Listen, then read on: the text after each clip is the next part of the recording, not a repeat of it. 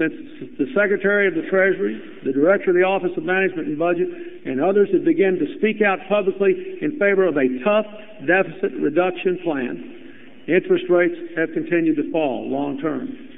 That means that for the middle class, who will pay something more each month, if they have any credit needs or demands, their increased energy costs will be more than offset by lower interest costs for mortgages, consumer loans, credit cards. This can be a wise investment for them and their country now.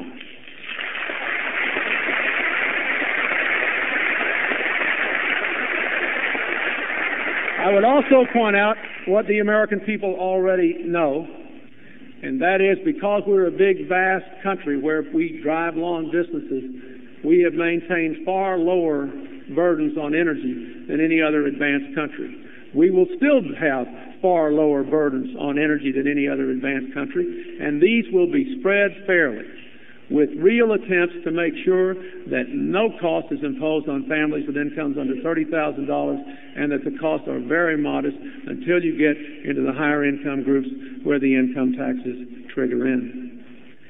Now I ask all of you to consider this. Whatever you think of the tax program, whatever you think of the spending cut, consider the cost of not changing. Remember the numbers that you all know. If we just keep on doing what we're doing, by the end of the decade, we'll have a $650 billion a year deficit. We just keep on doing what we're doing, by the end of the decade, 20% of our national income will go to health care every year, twice as much as any other country on the face of the globe.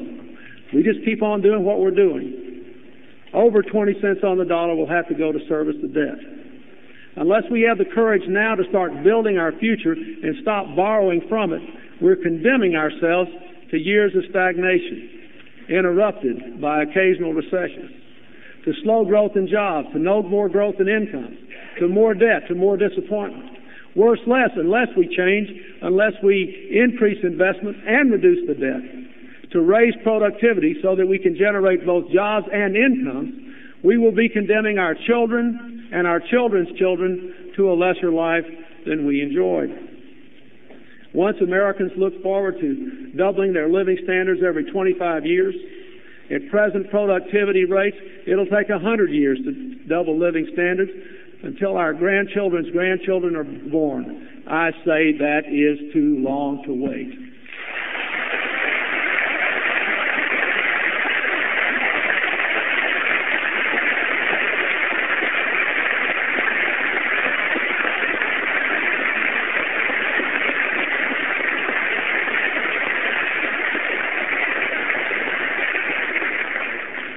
Tonight, the American people know we have to change, but they're also likely to ask me tomorrow and all of you for the weeks and months ahead whether we have the fortitude to make the changes happen in the right way.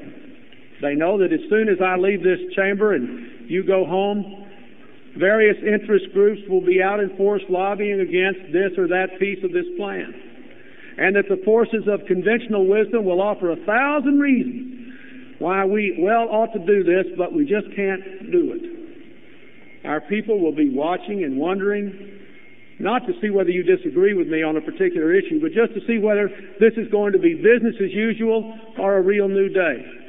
Whether we're all going to conduct ourselves as if we know we're working for them. We must scale the walls of the people's skepticisms, not with our words, but with our deeds.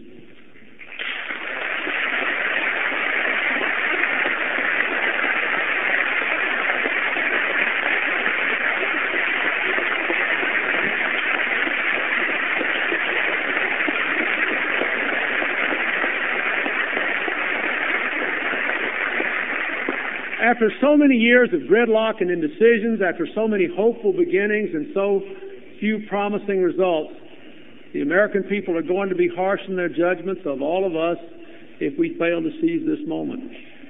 This economic plan can't please everybody. If the package is picked apart, there'll be something that will anger each of us, won't please anybody. But if it is taken as a whole, it will help all of us.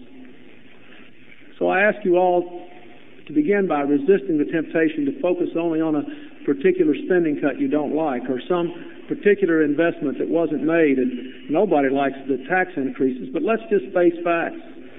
For 20 years, through administrations of both parties, incomes have stalled and debt has exploded and productivity has not grown as it should. We cannot deny the reality of our condition. We have got to play the hand we were dealt and play it as best we can.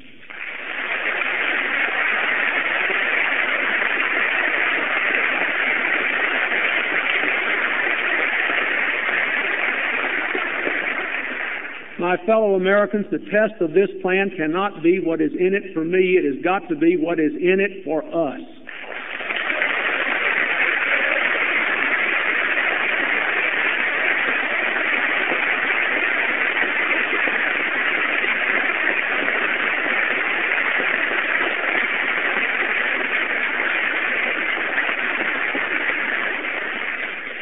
If we work hard and if we work together, if we rededicate ourselves to creating jobs, to rewarding work, to strengthening our families, to reinventing our government, we can lift our country's fortunes again. Tonight I ask everyone in this chamber and every American to look simply into your own heart, to spark your own hopes, to fire your own imagination. There's so much good, so much possibility, so much excitement in this country now, that if we act boldly and honestly, as leaders should, our legacy will be one of prosperity and progress. This must be America's new direction. Let us summon the courage to seize it. Thank you. God bless America.